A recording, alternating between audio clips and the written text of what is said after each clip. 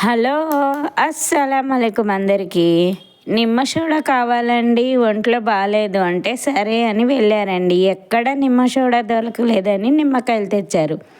ఇదేంటండి సోడా తెమ్మంటే నిమ్మకాయలు తెచ్చారంటే, ఆగు నేను చేసిస్తాను కదా అని ఇలా వీడియోలో చూపిస్తున్నట్టు ఒకదాని తర్వాత ఒకటి వేసుకొని చక్కగా మిక్స్ చేశారండి.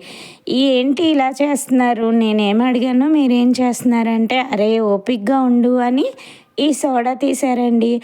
అప్పుడు అర్థమైంది ఇంట్లోనే సోడా చేస్తున్నారా అని. ఇది బయట దొరికే సోడా కన్నా చాలా టేస్ట్ ఉందండి, మసాలా సోడా లాగా. అలాగే నా వీడియో నచ్చితే ప్లీజ్ అండి సబ్స్క్రైబ్ చేసి నాకు సపోర్ట్ చేయండి.